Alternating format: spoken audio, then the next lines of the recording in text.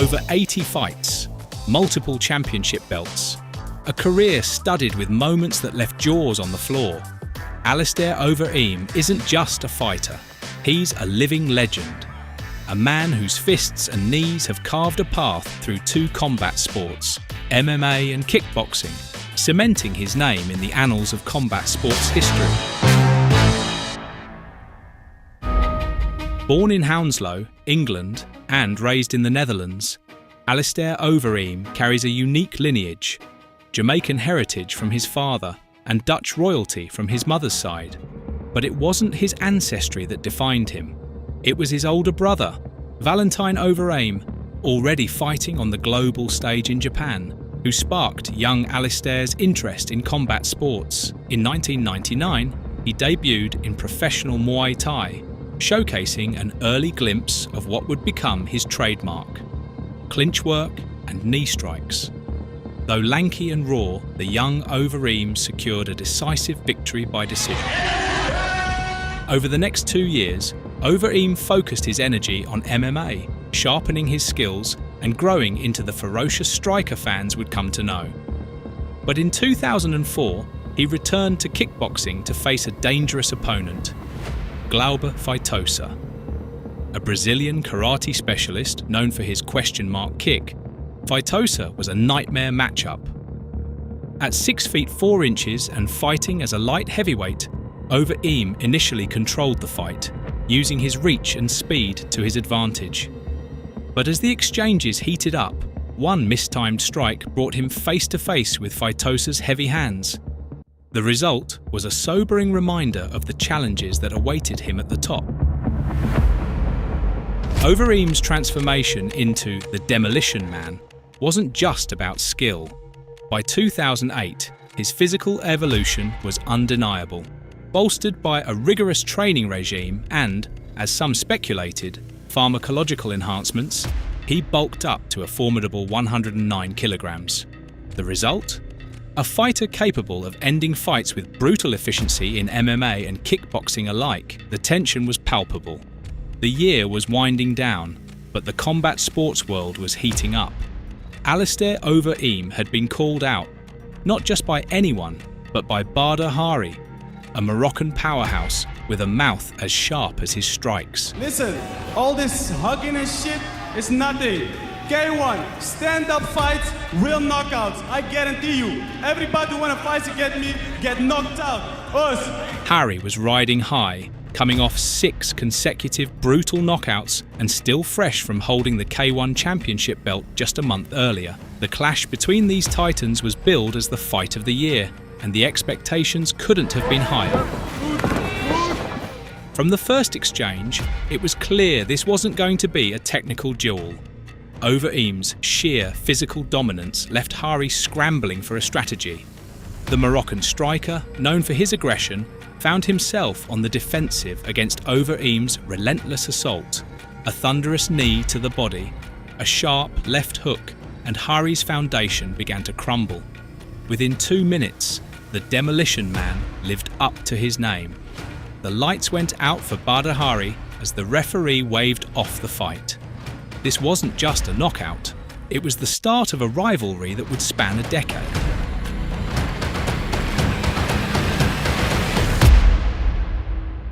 After toppling Hari, Overeem faced another towering challenge, Remy Bonjasky, a 3-time K1 Grand Prix champion. Known as the Flying Gentleman, Bonjasky was a master tactician with a defensive style so sharp it earned comparisons to armour. The opening rounds were a showcase of elite skill. Bonjasky's speed and agility kept the heavier Overeem guessing. On the ground, Bonjasky's mobility outpaced Overeem's sheer power, and his legendary defence lived up to its reputation. But Overeem wasn't one to be denied for long. In the second round, he began exploiting openings, forcing Bonjasky's hands down with deceptive strikes before landing thunderous blows. The champion, though, was no stranger to adversity. Despite taking heavy damage, Bonjasky clung to his strategy, and when it mattered most, one perfectly timed knockdown in the third round shifted the momentum just enough. It was a controversial call, but it tipped the judges' decision in his favour. Overeem, having come tantalisingly close, was left with an invitation to the K1 Grand Prix, a chance to prove he belonged among the elite. Despite the setback, Overeem's performance against Bonjasky only solidified his reputation. He wasn't just a power fighter, he was a force evolving with every battle. The invite to the K1 Grand Prix wasn't just recognition, it was a declaration. Alistair Overeem was here to stay. As Alistair Overeem climbed the ranks of K1, the stakes rose with each bout. His journey to the top brought him face to face with legends, beginning with Peter Aerts, the Dutch lumberjack, a three-time K1 champion who fought with the kind of grit that made referee intervention sound like a fairy tale. Respect for Aerts' legacy quickly went out the window as Overeem leveraged his size and strength advantage in the opening round. Bombarding the veteran with relentless strikes, Overeem left the Dutch lumberjack reeling by the sound of the first bell. Aerts, running on old-school toughness, pressed forward in the second round, trading punches and creating moments that brought the crowd to its feet. But Overeem responded with brutal low kicks, carefully conserving energy while methodically dismantling his opponent. By the final round, Overeem's pace and power were too much. Though Aerts stood to the end, battered and bruised, he couldn't turn back the clock. Overeem's dominant performance secured his advance in the tournament bracket. Overeem's next step toward K1 greatness began with a statement. A thunderous knee sent Teixeira to the canvas in under 60 seconds. The Brazilian's night ended as quickly as it began. But the real drama came in the semi-final, where Overeem met an old foe.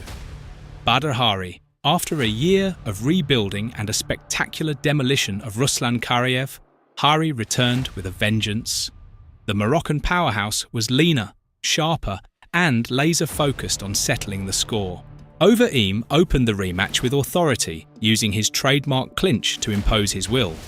But this time, Hari didn't break. Instead, he weathered the storm and unleashed blistering combinations to the body and head. In a moment that defied the odds, Hari found his mark, a head kick that slipped past Overeem's guard. Despite Overeem's thick frame and legendary resilience, the two knockdown rule ended his campaign prematurely. The title would have to wait. Determined to reclaim his momentum, Overeem returned to action against Bosnian striker Javad Poturak. The result was classic Overeem, a first-round finish driven by savage knee strikes that left no room for doubt. With each fight, the gigawatt war machine that was Alistair Overeem continued to gather momentum. 6 months after his clash with Poturak, Overeem found himself facing the tough and unyielding Ben Edwards. Edwards' Australian grit was commendable, but it wasn't enough to save him from the inevitable. Overeem's monstrous right hand thundered through his defences, and the resounding crack of Edwards' jaw was the punctuation to an emphatic victory.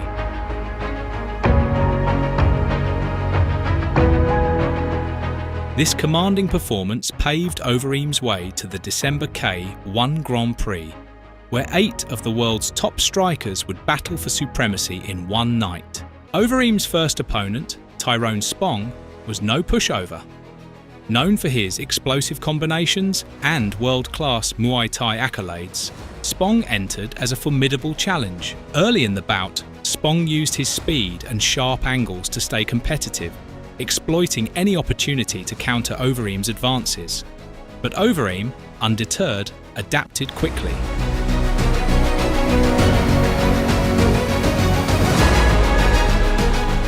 By the second round, Overeem turned the tide, overwhelming Spong with his sheer physicality. As Spong's momentum faltered, Overeem unleashed a barrage of strikes, forcing the referee to intervene and call a standing knockdown. In the semi-final, Overeem met Gökhan Saki, a fan favourite with a dynamic style that seemed ripped straight from a Jackie Chan movie. Despite being outsized, the Turkish dynamo never failed to deliver action. Saki dazzled the crowd with his footwork and relentless offence. trading blows with Overeem in one of the most exciting rounds of the year. But Overeem, with his calculated approach, wasn't about to let the fight slip away. Two well-placed mid-kicks from Overeem were enough to halt Saki's momentum permanently. The damage resulted in a broken rib, forcing the referee to stop the fight and granting Overeem a hard-earned ticket to the Grand Prix final.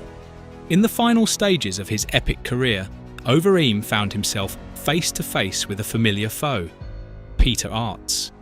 This was the same legendary figure who had been a part of Overeem's rise.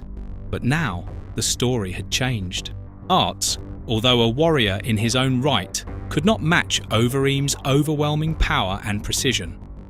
In just 67 seconds, the fight was over. Overeem's fists turned the lights out on a living legend. With this emphatic victory, Overeem became the first ever cross-platform champion. A few months later, he claimed the MMA Dream title, proving that the Demolition Man could conquer any battlefield, whether with kicks or punches. As the world watched in anticipation, Overeem's return to MMA was marked by a familiar face, Badr Hari. This would be the third meeting between the two fighters, and the stakes were higher than ever. In the opening round, Overeem found himself momentarily caught off guard, taking a couple of sharp punches from Hari's lethal left hand.